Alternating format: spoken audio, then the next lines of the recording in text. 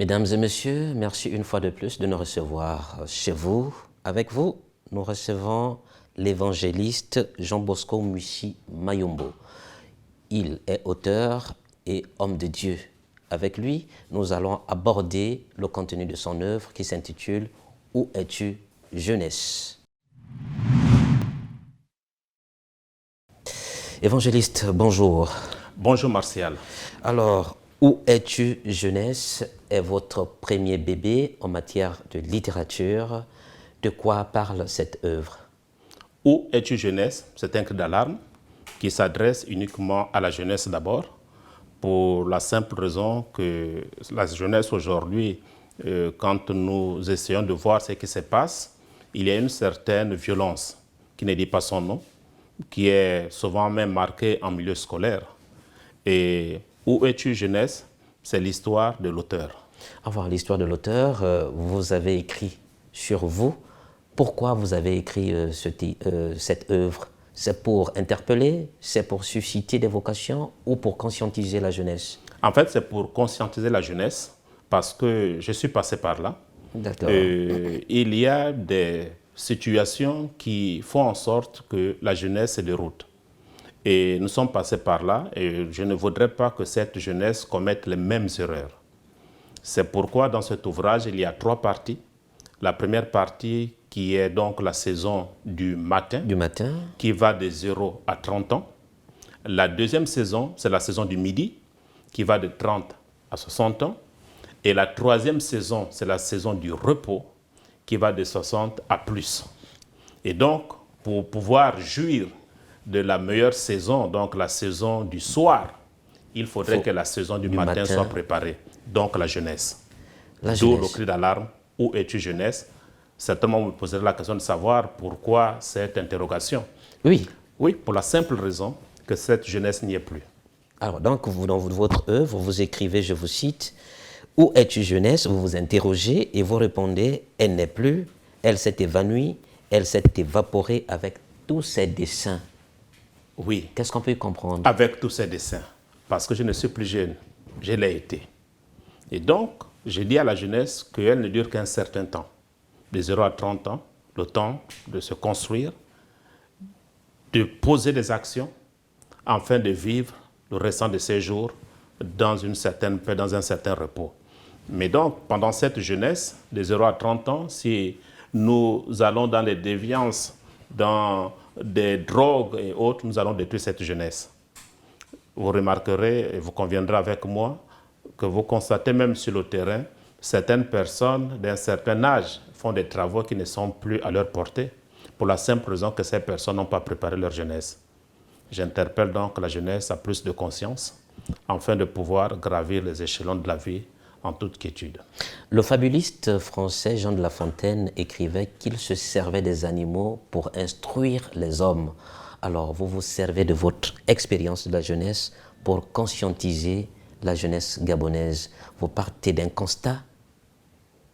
Vous partez d'un constat personnel? D'un constat personnel seulement, ou bien du constat au sein de la société? Parce qu'aujourd'hui, on constate dans les établissements la prolifération des violences, la prolifération des drogues et bien d'autres produits qui malheureusement emmènent la jeunesse à se détruire. À se détruire. À se détruire. C'est pourquoi, en notre période, on avait des phénomènes comme les cool mongers. Vous avez des cool mongers, c'était des groupes de braqueurs, mais quand vous rencontrez certains d'entre eux qui sont en vie encore aujourd'hui, ils ne ressemblent à rien. Ils ont cru que la jeunesse pouvait durer aussi longtemps. Il y a des efforts que nous ne pouvons plus fournir pour la simple raison qu'ils ne sont plus jeunes. Quand on est dans la tranche de 0 à 30 ans, on peut faire certaines choses. On peut courir, on peut grimper, mais à un certain âge, on ne peut plus faire ce qu'on pouvait faire pendant notre jeunesse. Et pour moi, cette jeunesse n'existe plus, elle a disparu. Ça, c'est partant de mon constat. Cette jeunesse n'y est plus. Et donc, je voudrais interpeller la jeunesse à ne pas commettre les mêmes erreurs. D'où la conscientisation par cet ouvrage, que j'encourage même à la jeunesse de l'approprier, afin de pouvoir avoir bénéficier le mode de du fonctionnement, bénéficier des conseils de l'auteur. Ce n'est pas une expérience d'une tierce personne, mais c'est ma propre expérience. J'ai vu et j'ai connu ce que c'est la jeunesse et beaucoup ont laissé leur pause, il faut le dire. Alors, vous êtes leader d'une assemblée. Au sein de votre assemblée, il y a de la jeunesse. Hormis le contenu de la Bible, est-ce qu'il y a d'autres contenus que vous apprenez, vous inculquez à cette jeunesse pour que cette même jeunesse puisse influencer positivement d'autres jeunes? Oui, tout à fait. En dehors de la Bible, en dehors des enseignements, des séminaires, nous avons une plateforme où nous avons un corps professoral qui est là pour éduquer la jeunesse par des cours de soutien, de rattrapage, afin de prendre l'excellence. Aujourd'hui, nous avons une jeunesse conscientisée et nous réalisons des scores assez performants, 100% au baccalauréat, au BEPC. C'est déjà une fierté pour nous. Nous avons des étudiants à l'extérieur du pays qui continuent donc à représenter le ministère valablement, c'est des modèles. Nous avons aussi le système de discipulat. Donc, ces jeunes qui vont vers d'autres jeunes, voilà, pour annoncer la bonne nouvelle, afin que ces derniers puissent donc être bénéficiaires de cette grâce. Nous avons le cas d'une étudiante qui a évangélisé son professeur, qui aujourd'hui est gagné à Christ. Et donc, c'est ce qu'on appelle le discipulat. Et c'est une bonne chose. Nous croyons que d'autres jeunes seront gagnés par ces mêmes jeunes, parce qu'il faut envoyer la jeunesse vers les jeunes, afin de mieux véhiculer le message. Et donc, ces jeunes sont formés, et puis par leurs résultats scolaires, cela prouve que nous sommes en train d'atteindre le but, et nous allons quelque part. Vous êtes homme de Dieu, vous avez une certaine expérience. Peut-être que vous avez une idée de ce qui peut être à l'origine de cette déviance de la jeunesse, de ces violences de la jeunesse. Pourquoi cette jeunesse est en proie à la violence? Ce qu'il faudrait retenir, c'est des familles monoparentales. C'est un handicap majeur qui amène une certaine destruction donc des mœurs. La cellule familiale n'est plus véritablement stable. Oui, parce qu'une maman qui élève son enfant seule n'a pas la capacité de pouvoir l'encadrer si ce dernier a des fréquentations qui ne sont pas conformes aux mœurs de la société. Et donc il y a le problème dans le cadre familial, des familles monoparentales. Il y a aussi le phénomène aussi de la mauvaise compagnie. La mauvaise compagnie. Qui corrompt les mœurs. Que la mauvaise compagnie corrompt les bonnes mœurs. Et donc, il y a ce phénomène aussi. Et nous croyons qu'avec la parole de Dieu, en tant qu'évangéliste, j'ai été sauvé, s'il faut le dire, de ce gouffre de la jeunesse par l'entremise de la personne de Jésus-Christ de Nazareth, qui désormais est dans ma barque. Et j'inviterai tout un chacun à l'inviter dans sa barque, quelles que soient les turbulences, les hauts et les bas. Jésus-Christ de Nazareth, c'est la sécurité absolue. Alors, dans votre assemblée, est-ce que vous enseignez aussi les valeurs du mariage, les valeurs d'un couple, pour que la cellule familiale ne soit pas aussi éparpillée, éclatée? Malheureusement, on trouve des familles monoparentales, des enfants qui grandissent sans leur père, qui grandissent uniquement avec leur mère qui parfois n'a pas assez de capacité de pouvoir non seulement éduquer, mais instruire les enfants. Oui, tout à fait. Nous avons un département famille, qui est là pour encadrer, recadrer. Et nous avons donc un certain processus qu'il faut respecter en matière de mariage. Ne peut se marier que celui qui est prêt. On a besoin de maturité pour se marier. Le mariage n'est pas une affaire des enfants, mais des hommes et des femmes adultes. Quand je parle d'adulte, je ne parle pas de l'âge. Ah, d'accord. Je parle de la mentalité. La mentalité. Donc, ces couples sont enseignés. Il y a des enseignements appropriés. Comment tenir sa maison, comment marcher selon les principes bibliques. Il y a toute une rigueur. Et je crois qu'au sein du ministère, nous avons des couples exemplaires et nous bénissons le Seigneur pour cela. Maintenant, il y a des chrétiens qui adhèrent, qui viennent déjà avec une situation qui est celle-là, où elle est seule à élever son enfant. Voilà, par rapport à cela, nous prodiguons des conseils et l'enfant est pris en charge à travers des enseignements. Et je crois que sur ce point-là, il y a une certaine éducation qui est faite au sein du ministère et nous avons des familles plus ou moins équilibrées. Justement, est-ce que vos sensibilisations pour une jeunesse exemplaire vos sensibilisations se font uniquement au sein de vos assemblées ou bien vous allez aussi vers d'autres structures?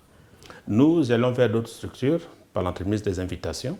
Nous allons annoncer le message de la grâce. Nous allons annoncer donc le message de la sensibilisation par rapport à la jeunesse. Déjà, même dans ma propre maison, mon ouvrage est lu par tous mes enfants. Je leur demande à la fin de me faire un résumé de l'ouvrage. Vous prêchez par l'exemple. Vous donnez vous-même le bel exemple. Tout à fait. Et comment cette jeunesse reçoit le message contenu dans le livre? Avec beaucoup de joie et de gaieté. Et nous croyons que dans la suite des temps, ces jeunes pourront donc être des véhicules de ce message de paix. Et dans cette œuvre, hormis la sensibilisation à cette jeunesse, quel est le message véritable que vous lancez à cette jeunesse pour qu'elle soit une jeunesse exemplaire, une jeunesse qui inspire aussi les autres? La prise de conscience. La prise de conscience. Il faudrait que cette jeunesse ait une prise de conscience véritable. Comment se fait cette prise de conscience? Par la discipline. Il faudrait qu'elle se discipline. Déjà, ceux-là qui sont donc sur le banc de l'école doivent être des exemples. Des exemples, des modèles, en ayant des résultats assez performants et que leur témoignage impacte aussi d'autres jeunes afin que cette jeunesse soit l'avenir de demain, le Gabon de demain. Nous comptons sur cette jeunesse et nous croyons que rien n'est perdu. Rien n'est perdu, Dieu ne vient jamais en retard. Je pense qu'il est temps que cette jeunesse se réveille et qu'elle soit le modèle, l'étendard de cette nation. Et la nation compte bien sur cette jeunesse. Cette jeunesse est-elle sacrifiée ou bien sacrée? Bon, je ne voudrais pas parler de jeunesse sacrifiée. Cette jeunesse, elle est sacrée. Sacrée pas pour un homme, mais sacrée par rapport à Dieu. Dieu compte sur la jeunesse. C'est pourquoi, où es-tu jeunesse? Il faudrait que cette jeunesse se retrouve, que cette jeunesse prenne sa responsabilité, cette jeunesse se discipline, afin d'être l'adulte de demain, assis dans la 3e saison, qui est la saison du repos, et en prodiguant des conseils aux jeunes qui viendront après eux. C'est une succession. Hier, j'ai été jeune, aujourd'hui, je ne le suis plus. Et donc, je suis un modèle, un pan, un exemple pour cette jeunesse qui est en train de me regarder. Et demain, c'est cette jeunesse qui sera à ma place, pendant que je serai dans la saison du repos. Et vous incitez la jeunesse à lire, vous constatez que la jeunesse ne s'adonne plus à la lecture. Oui, c'est le grand mal. C'est le grand mal de la jeunesse aujourd'hui. Cette jeunesse aujourd'hui a du mal à se cultiver. Si ce n'est que devant les médias, devant le poste téléviseur, en prenant des exemples qui ne sont pas nobles par rapport à la société. Mais cette jeunesse aujourd'hui ne prend pas la peine de pouvoir se cultiver. Et c'est vraiment dommage. C'est pourquoi cet ouvrage, j'encourage, je ne sais qui saisir pour qu'il soit véhiculé au sein des établissements. Il y a des témoignages à l'intérieur des personnes qui ont failli rater leur vie à cause des mots qui minent la jeunesse. Et donc, c'est un cri d'alarme. Je voudrais, ou je souhaiterais que cet ouvrage soit lu dans des établissements, afin que cette jeunesse se conscientise. Rien n'est trop tard tant que la vie se prolonge. Jeunesse, vous êtes priés de prendre attache avec le contenu de l'univers page à page. Merci, mesdames et messieurs, de nous avoir reçus. Avec vous, nous avons reçu l'évangéliste Jean Bosco Mouissi Mayombo. Merci encore. À la prochaine.